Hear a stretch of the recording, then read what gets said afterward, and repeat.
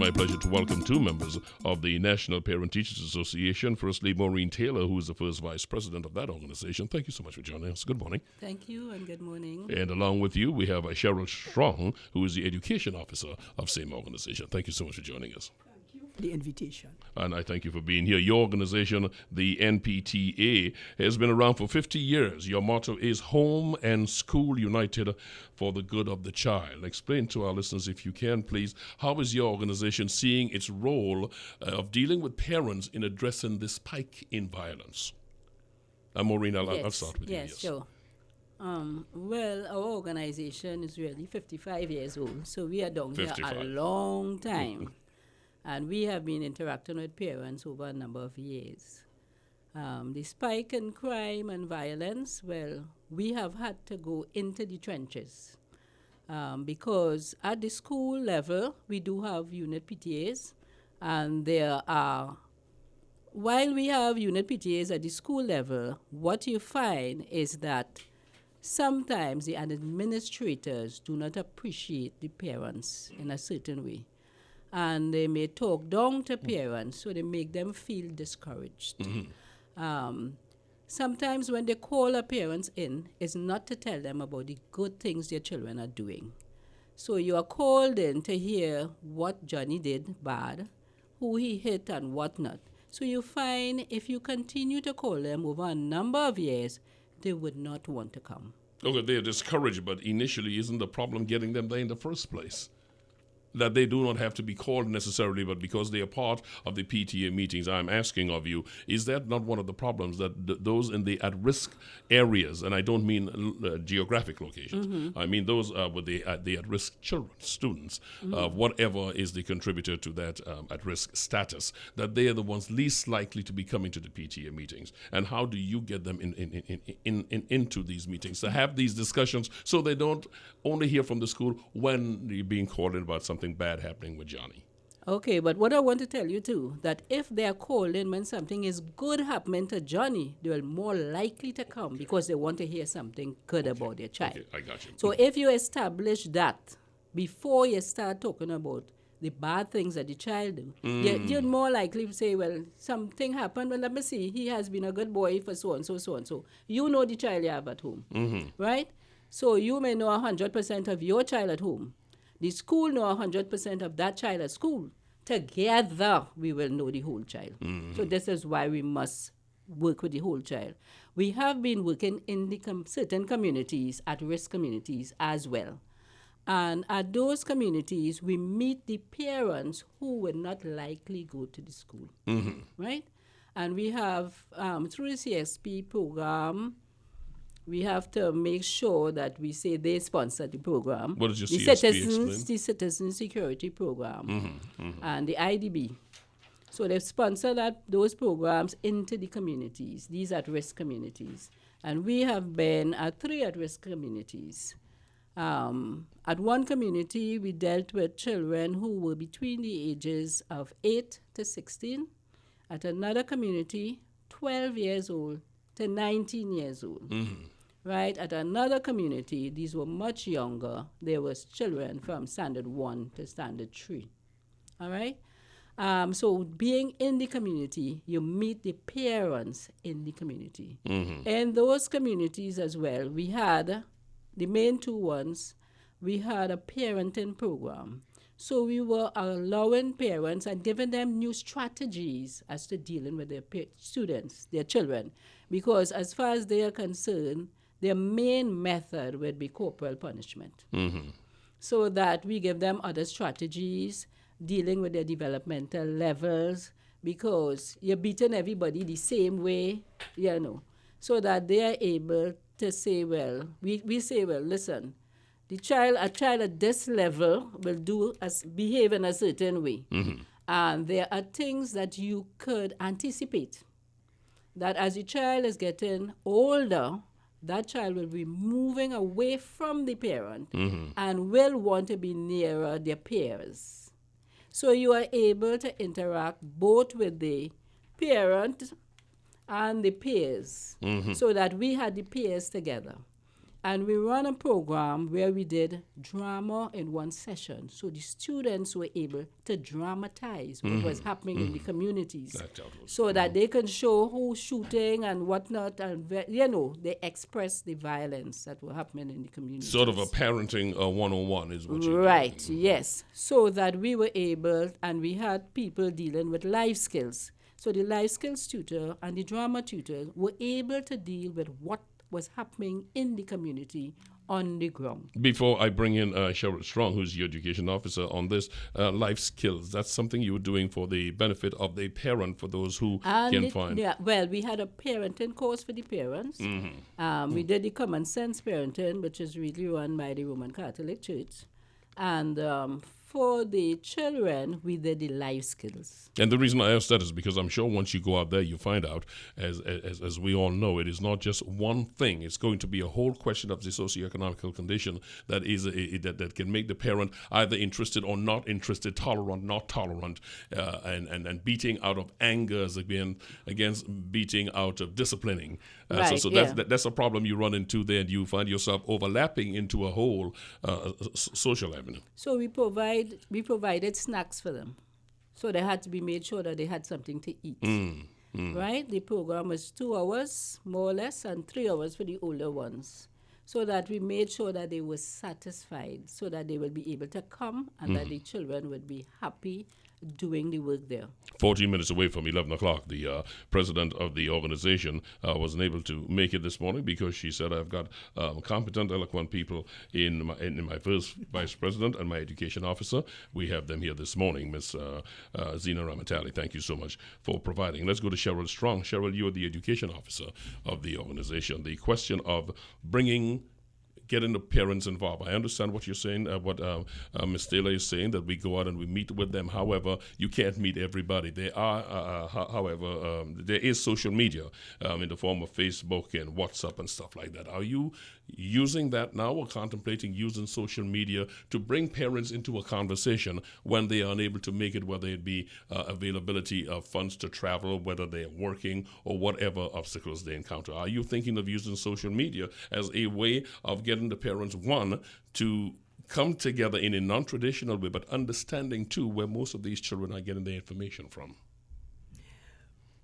Well, the first thing I'd like to see is our organization, we have a website, and we also have a Facebook page, where on the Facebook page, a lot of information comes from educational organizations. But I would like to move a little away from the social media to also talk about the parenting conferences that we have. Please go ahead. Where we invite professionals, people qualified in different areas, to educate our parents. And we recently had one last year. And after every session, we open up the floor to concerns that may be expressed. We have a question and answer time, you see? So that we have as well, there are 8 regions, and each region conducts training, not just for the parents, but you would appreciate that every unit PTA has an executive. So the executive of each unit PTA undergoes training, their roles and functions. So we try to do the whole thing. We do have education program, and as a matter of fact, when there are unit PTA meetings, the units are always encouraged to invite people to come and speak to parents, people from different disciplines, to come in and speak to parents. We utilize the professionals we have in the country to come in, because we understand as an organization it's about partnering with, you're bringing in people from different areas in education and so on to come and speak to parents. So even at the unit level, we bring people in to come and speak at the different unit meetings. the social media aspect, going back to that original thing, that is something that I would want to seriously pursue. Starting it with the national officers. We're starting to put information on there, and hope that it will filter down to the regions and so on. I'm hoping so, because when you look, the amount of people who are using Facebook now and WhatsApp, and you have WhatsApp, WhatsApp and Twitter, yes. And so all that the is things, that I have started to do that, as I said, at the level where the national officers, where we have the for instance, like the Concordat, the education policy, things like that are in soft copy. And as I see articles, I would filter it out. And that is something. I am also not only the national of the education officer, I'm also, now we have 8 regions. I am the St. George region education officer. Okay. So I can, and as they say, get a bite of the cherry in 2, where as well as the region level, the St. George unit, we can reach out at the unit level. You're closer to the unit level. Because at the end of the day, and I thank you for that, at the end of the day, what you find is oftentimes folks go up to get information and they get to a page that is called a static page, where the information is just there, but they're not interacting. If they're not interacting, then before you know it, there are many things they don't understand, and eventually they phase out of that Facebook page and they're not coming back. The challenge then is to get something that's interactive and understand the different levels of understanding. And may I just say something? Yes. Particularly where parents are getting younger. So that makes a greater demand on the use of social media, because you have a lot of young parents. And that's something people don't seem to understand. I mean, they bash parents and all of that. But you have parents are getting younger and younger. Children are making children. That's right. That is so the not too PC way of saying it. Right. The use of social media, they will more gravitate to that in terms of getting across. But I believe you combine the two, the one-on-one, the parenting conferences, the units bringing in people to come and speak, and the social media. Augmenting the conventional with the new dissemination medium. That's exactly correct. what we're talking about. That voice is that of Cheryl Strong. I want to go back to the first Vice President, Maureen Taylor. From your consultations and these work groups that you do, what have you found as the greatest deterrent proffered by parents to, one, attending PTA meetings that I think are so important, and or 2, having an understanding that my child could be a bad child? It is one thing, as you said, you know your child. That's true. It does not mean I'm going to admit to what my child is. So it's a 2-part question. One is what is the greatest deterrent to them coming to these PTA meetings? Is it because they don't even see the relevance of being there? That is one question. And 2, is this an avenue by not going? Is this a form of denial? So there is a juxtaposition in there, as you see. Yeah, well, there I will go back to the research in terms of perception. If you go to school and you perceive that the environment doesn't like you or not conducive or are unwelcoming, you will be more or less challenged to go back. So you enter some schools. I remember going into a school and the thing just hit me. Am I in a jail? Because in the administrative officer, there was a lot of bars. So it means I can't reach you and you can't reach me. And I just went to see somebody there. And I got that strong feeling because I've been to that school before and they didn't have those bars. So I felt, well, how would a child feel in a school? I just came in and I felt that way, that I was barred from reaching those people behind there because something... You felt a disconnect, not intimidated. Did you feel intimidated by the environment? I also felt intimidated. I was shocked that I felt so intimidated by those bars because everybody behind those bars, I could not reach. And I had to sit and wait till somebody came from those bars to speak to me. And I found that intimidating. The schools must have a welcoming atmosphere for parents. So you're bringing them in, they may come in, a little water. You know, they must be able to go and get a little water. And if you're bringing them in for some problem, you have a little juice or something to quiet them. So that if even self they come and they're boisterous and they're making noise, they could be relaxed with a little water or something. So the atmosphere must be encouraging. Well, as the Parent Teachers Association meeting, you're saying then that some of the schools are not as sensitive as they should be. They are not definitely as sensitive as they should be. And then they have to remember that the parents of those children were also students at the schools. So, and they know how they were treated, and they know what deficiencies they had. So you are coming now, I know all this experience I had. I know I was a poor student. I know what you said about me, and you're coming for me to hear the same thing. You have to welcome me differently. The University of the West Indies had invited us, the National PTA, well, the president and I went, and they had this research in 2 schools, low-performing schools, right? The research is only written about one of the schools. The idea was to empower parents.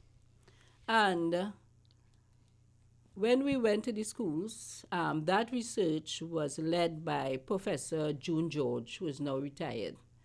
There were 5 lecturers and 2 ordinary people, Zina and I, right? And we followed the research, we had meetings, we had whatever. So there was meetings in the schools, and the teachers felt that the parents had really little social capital. But the idea was to really increase their social capital, to build them, to let them know that they have something that we could work with. And that study went on for 2 years. And in the end, the parents at the beginning felt that they really couldn't help their children. And in the end, they were ecstatic. They felt, oh God, they could do something, and that some of the things they were doing was right. But nobody was able to confirm with them that they were doing something right, because they were trying with the children. It's an and issue. It was a boys' school, so they had all these problems. The children were frustrating them. Those they may not be able to do the maths, so they can't help the children. That they wait till daddy come, if daddy could do the sums, whatever it is. So parents do have problems. Guidance and validation is part of what we're talking about. Yes, and they do not know, and they need to be loved. You need to love the parents just as how you should love the children, because they come in with their own deficiencies, and they love their children. They want their children to be successful, and people don't think that. They just figure you don't care, you didn't buy the book, you didn't get this, you didn't get that. But there are social problems that prevent them from doing certain things. And a mindset that must be changed, that we are capable of doing it. So we use the same thing. We try to find out what their talents were. And they said their talents were mainly like home, cooking, and who athletic, whatever. Those kinds of skills. And in the end, through dramatization and exposure, these parents were able to say, I could help my child. So we had Jabatis. She's a lawyer and our orator, very dramatic. And she came because they said they had problems with creative writing, teaching their children or helping them in creative writing. And that woman was so dramatic. She said, you don't bring a story, you have to begin a story, and you have to be excited and so on.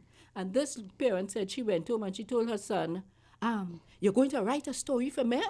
And you remember mommy went and remember what the lady told me? And you have to use a lot of describing words, describe different things. And she said that child, who was really a non-writer, wrote 3 pages. Well, at the end of the day, I see clearly what you're saying here, and part of what you just said that's important is parents don't even know how to extract the information from their children. And when you have this thing dramatized before them, they are learning a lot that hitherto they did not know how to ask, and they come to terms with this. The voice that you just said, Maureen Taylor, one of my 2 guests. I want to go into an area with the time creeping on me a little fast, so I will do a little quantum leaping here. I do want to go into an area that's a pet issue with your organization, the National Parent Teachers Association. And this is a pet peeve of Ms. Ramatali, because she has articulated that folks are not as serious about pregnancy in schools. The instances of pregnancy in school is a very serious problem. That comes into what we are talking about. I don't know which one of you would choose to take this, of the question of sex education in school, and getting parents to understand that sex education is not, in fact, a license to have sex, but it is a lesson that will prevent young folks from experimenting with sex. You take that and you couple it with the STDs, because, you just passed World AIDS Day and everybody say, oh, there's a little decrease in mother-to-child transmission. We okay. Bottom line is the STDs is like crazy. Chlamydia and all the other attendant STDs. So it's to get a parent to understand this conversation. You may not be able to do it, but we can, with the right professionals in the school system, be able to do it. How are you getting parents to understand that sex discussion, education is absolutely important? Well, I would say that when this health and family life education came on board, they said they're going to have this health and family life education in schools as part of the curriculum, and that it will involve dealing with adolescent sexual issues and all those sorts of things. Teachers were not comfortable with that part of it, right? And at that time, we had a vice president who had gone to Barbados and did the course. And the National PTA trained their parents in health, the HFLE program. We did the HFLE program with our parents. So they were able to understand that sex education is not permitting children to have sex, but that they learn responsible behavior. So that's the first thing we did, train our parents, right? And we keep on advocating for the health and family life program in the schools. And we are saying, if the teachers are afraid to teach it, bring in the professionals. Well, yeah, and I'm going to twist this to the education officer just for a moment, because you must know that you cannot just take a teacher. You cannot take anybody and say, sit down and talk to kids about sex. I mean, you've got to have the trained professionals to do this. What kind of reaction have you received from the education ministry when that discussion is raised? I know that initially the Minister of Education said, that is something for the home, but then he eventually recanted and he said, hey, let's talk to the professionals. What are you getting as far as the disposition to ensuring we have professionals in discussing this? I just don't think a lay teacher is the person, and I'm not minimizing, please don't misunderstand. I just don't think a teacher who is there for the academic should get into the question of sex education. We need to have professionals in this. In terms of imparting to the children, teaching the children. A reaction from the ministry. Yeah, well, I'm assuming, I assumed, and that's a little dangerous, that you are having conversation on this very topic with tutor and the Ministry of Education, as well as having it with parents. I assume this whole question of sex education is something that's being shared with all stakeholders. What are you getting? Are folks disposed to having this, in fact, taught? Are you meeting resistance? What are you hearing? Well, in terms of reactions from the Ministry of Education, I would like that my first vice answers that, because in terms of she has a greater interaction so before with she people gives me that, in the ministry. Give me what you're getting from the parents and teachers. I have read a bit on this whole HFLE, and one of the things, as there was a particular survey that was done, and one particular teacher was hesitant. One comment from a teacher that this teacher was hesitant because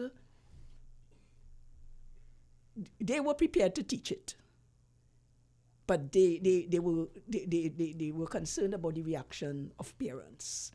In how would the parent with sex education and what and all that is involved. So that person took the position that they would shy away from it. Well, that's the reason I dropped it at your door, yes. Another thing that I read in that particular study, there was a teacher as well who felt uncomfortable because of her Christian values. You know, teaching whole sex education, and it may cross some boundaries and go into some areas that that went against her personal values.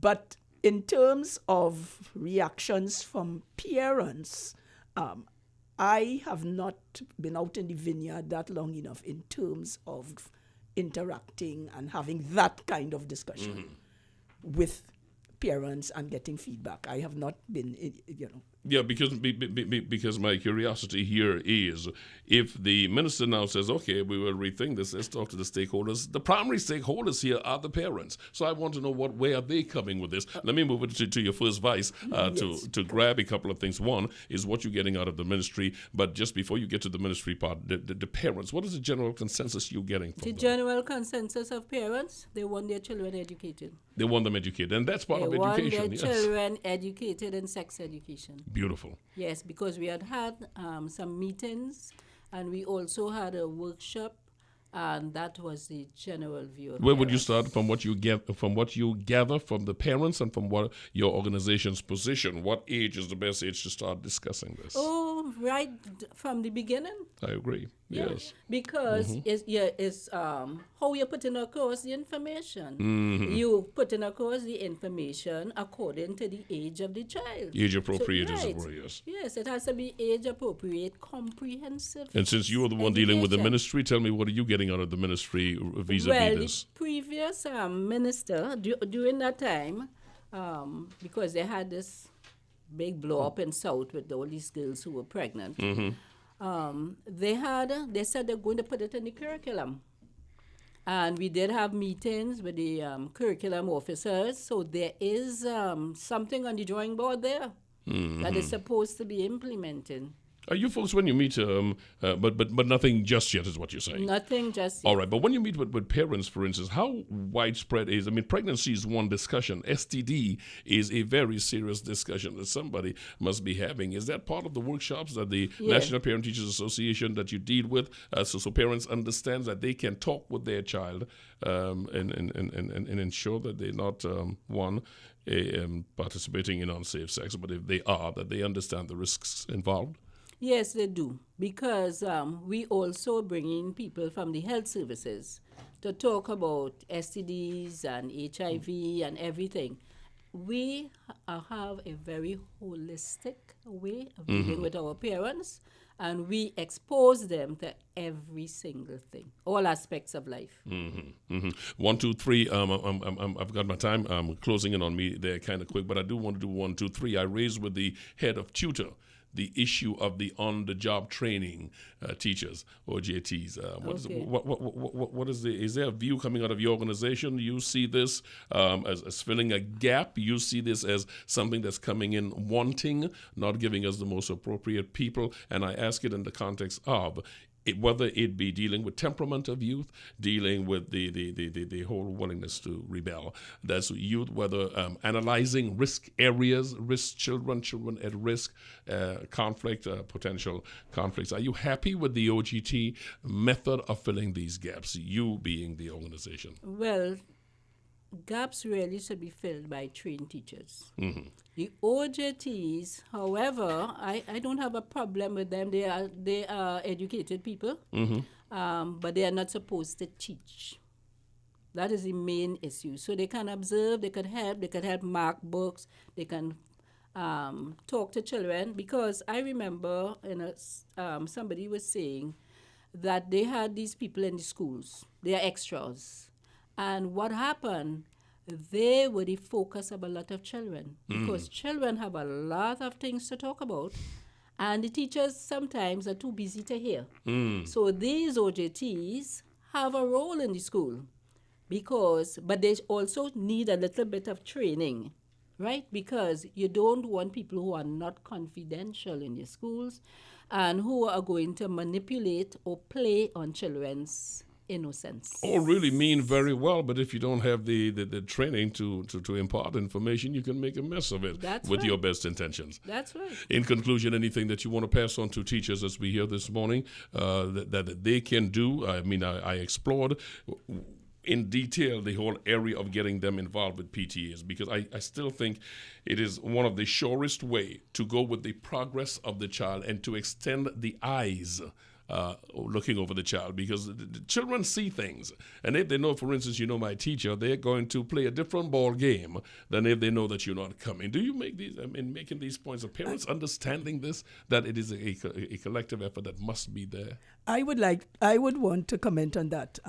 Having been involved as a past president of a PTA and secretary, from my experience, I have noticed in the different schools an unwillingness of teachers to stay back when we have PTA meetings. Oh, these are the teachers now. Mm-hmm. Yes. And I believe there ought to be a partnership between the teachers. Ought to take an interest in what is going on at PTA meetings. Mm-hmm. Unfortunately, what we see is PTAs are just being used as fundraisers.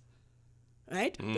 Principals in particular, they don't really see that, look, PTAs can contribute more. Parents can add more to the school. So that is an area that I think that tutor needs to look at, because I know it's an issue of over time, but I think if there needs to be a little more interest in terms of teachers being part and parcel of the PTA. We are all stakeholders, and we all benefit or suffer if we don't get this thing done together. I want to thank you. I need to thank you both for coming in this morning, taking the time to be with us. I know it's a Sunday morning, and it is my fortune to have you here. First of all, the first Vice President and the Education Officer of the National Parent Teachers Association of Trinidad and Tobago, Maureen Taylor and Cheryl Strong, respectively. Thank you both so much for being with me this morning. Thank you. I wish you all a very wonderful Sunday, and we will be in touch.